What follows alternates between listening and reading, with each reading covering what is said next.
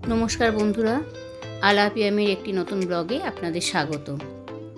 आज बर्तमाने जेरकम परिस्थिति दाड़िয়েছে मेয়েটির বিচার पावा ना अबधि आमरा जेन मने केउ शांति पाচ্ছি ना। तबुओ এই সময় দাঁড়িয়ে সকলের তো জীবনযাত্রা চালনা করতে হবে।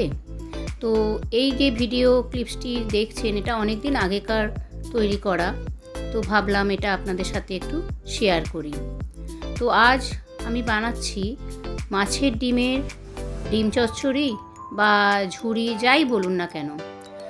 তার জন্য মোটামুটি আলু লাগবে, একটা বড় হলে একটা, নাহলে ছোট হলে দুটো লম্বা করে কেটে নেওয়া, 2-3টে পটল তাও লম্বা করে কেটে নেওয়া, একটু পেঁয়াজ কুচি, 3-4টে কাঁচা লঙ্কা, কিছু রসুন, আর মেন লাগবে মাছের ডিম। এখানে আমি 200 গ্রাম মতন মাছের ডিম নিয়ে নিয়েছি। তো মাছের ডিম অনেকে ভালোবাসেন আবার অনেকে ভালোবাসেনও না। তো আমরা মোটামুটি মাছের ডিমের বড়া তরকারি খাই, তো এইটা একটু অন্যভাবে আমি চেষ্টা করেছি করতে।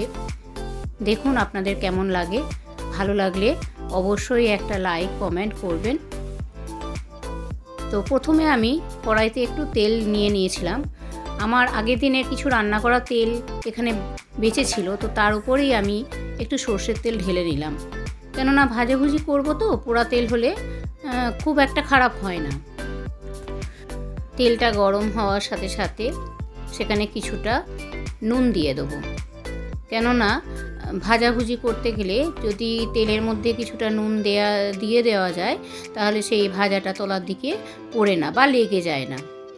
তো নুনটা দেওয়ার পরে তেলটা ভালো করে গরম হয়ে যাওয়ার পরে একটু আলুটা প্রথমে ছেড়ে দেবো।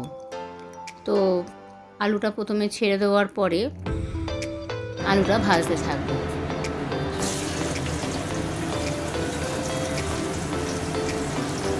বিধাতার কি আশ্চর্য খেলা। দেখুন, যখন আমি এই ভিডিওটি করছিলাম তখন কিন্তু চারদিকে সমাজ একদম সম্পূর্ণ রকম আগের মতন ছিল। তারপর এখন যখন ভিডিওটি আমি আপনাদের সাথে শেয়ার করছি, এই মুহূর্তের অবস্থা তো আপনারা সকলেই জানেন। মেয়েটির মৃত্যু যেন আমরা কেউই মেনে নিতে পারছি না, কারণ সে তো কারোর মেয়ে। তার মায়ের অবস্থাটার কথা একবার ভাবুন। আমাদের প্রত্যেকের ঘরেই সন্তান আছে, ছেলে মেয়ে আছে, তাহলে আমরা সেই রকম পরিস্থিতিতে পড়লে আমরা কি করব? আমরাও যে কোনো দিন এরকম পরিস্থিতিতে পড়ব না তার গ্যারেন্টি কি করে পাই? তো কথা বলতে বলতেই একটুখানি হলুদ গুঁড়ো দিয়ে একটু সিম করে আঁচটাকে কড়াটাকে ঢেকে দিলাম। আলুটা হতে থাক। আলুটা হতে হতে মাঝে মাঝে একটু নেড়ে দিলাম। খুব বেশি এটাকে সেদ্ধ করার দরকার নেই জানেন, তা না হলে একদম যেন সেই ঘন্ট পাকিয়ে যাবে।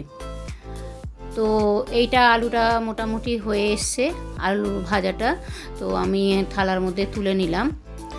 থালার মধ্যে তুলে নেওয়ার পরে এরপরে আমি পটলগুলো ছেড়ে দেবো।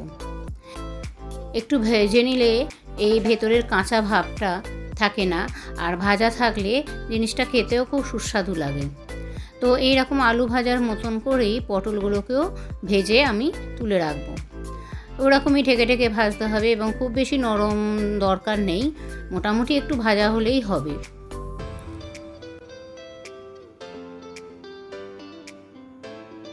তো আমাদের সকলেরই চোখ এখন টিভির পর্দার দিকে, কারোর বা মোবাইলের মধ্যে, কেননা দেশের জনগণ সবাই খুব ঝাঁপিয়ে পড়েছে এবং সবাই লড়ছে। সবাই শুধুমাত্র লড়ছে একটি কারণে, কারণ সে কারোর মেয়ে। আর আজকে আমাদের ঘরেও মেয়ে আছে। বাংলার মা মেয়েদের সম্মানের এটা একটা প্রশ্নচিহ্ন হয়ে দাঁড়িয়েছে, যার ফলে এতভাবে সবাই লড়ছে। শুধু নারীরা নয়, পুরুষরাও এখানে বহু অংশে নারীদের পাশে এসে দাঁড়িয়েছে। তো আমি 3-4টে লঙ্কা তেলের মধ্যে দিয়ে দিলাম আর পেঁয়াজগুলো ভাজতে দিতে থাকলাম। তো গ্যাসটাকে একটুখানি সামান্য কমিয়ে দিলাম, কেননা পেঁয়াজগুলো যদি পুড়ে যায় তাহলে অতটা ভালো লাগবে না খেতে। তো পেঁয়াজগুলো ভাজা হতে হতে আমি যে রসুনগুলো রয়েছে সেগুলোকে একটু থেতো করে নিলাম। তা থেতো করে রসুনগুলো তেলের মধ্যে দিয়ে দিলাম। একটু রসুন আর পেঁয়াজের গন্ধটা দুটো মিশলে বেশ ভালোই লাগে। রসুনগুলো একটু ভাজা ভাজা হওয়ার পরে আমি এবার মাছের ডিমটাকে একটুখানি হাত দিয়ে চটকে নেব, কেননা এটাকে না চটকালে তো ভেতরের যে তরল অংশটি বা ডিম অংশটি এটা বেরোবে না, এবং অনেক ধরনের নালি বা অনেক ধরনের একটা আস্তরণ থাকে, সেই আস্তরণটা এখানে দিলে চলবে না। ওটাকে টিপে বার করে নিয়ে তারপরে আমি ওটাকে ফেলে দিলাম। আর ডিমটাও খুব ভালো ছিল জানেন, একদম কালো আর সুন্দর, একটু মানে কোনো রকম সাদা বা অনেক ধরনের ডিম হয়, ডিমের কালার দেখলে বোঝা যায় যে কোন ডিমটা খুব ভালো হবে এবং কোনটা সেরকম ভালো হবে না। তো একটুখানি হলুদ দিয়ে সেটিকে আমি কড়ার মধ্যে ঢেলে দিলাম, এবং খুব তাড়াতাড়ি এটা যাতে লেগে না যায় তাড়াতাড়ি সঙ্গে সঙ্গে এটাকে খুন্তি দিয়ে নাড়তে হবে। ভালো করে নেড়ে তারপরে ভাজা আলু আর পটল কড়ার মধ্যে দিয়ে দিলাম, দিয়ে ভালো করে কিছুক্ষণ ধরে, বেশ অনেকক্ষণ ধরে ভালো করে নাড়তে হবে। নাড়তে নাড়তে যখন তেলটা একদম বলতে গেলে শুকিয়েই যাবে এবং ঝরঝরে হয়ে যাবে, তখন বোঝা যাবে যে এটা আস্তে আস্তে হয়ে আসছে।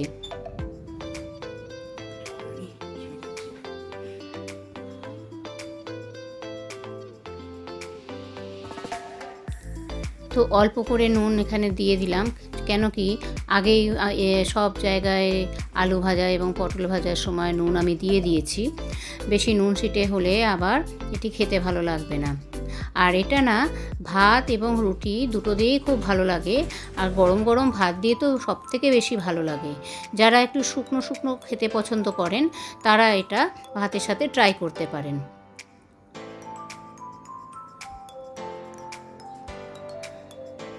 তো আমার রান্না প্রায় অলমোস্ট ডান। এবার এটিকে আমি একটা পাত্রে ঢেলে নেব।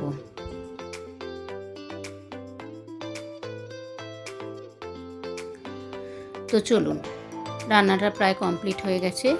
এবার এটিকে আমি একটা পাত্রের মধ্যে ঢেলে নিচ্ছি।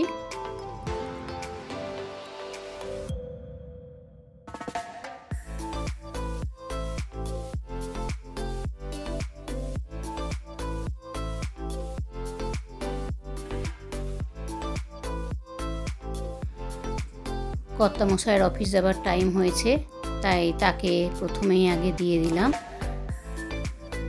তো তিনি খেয়ে কি বললেন একবার দেখুন।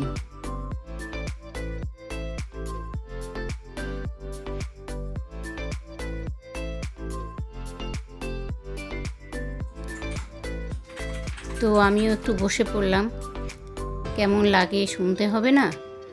তো সবাই একটু আশায় থাকে যে রান্নাটি তার করে কেমন লাগলো, অপর প্রান্তের মানুষটি যদি ভালো করে সেটিই সবথেকে বেশি বড় পাওনা, ঠিক কি না বলুন?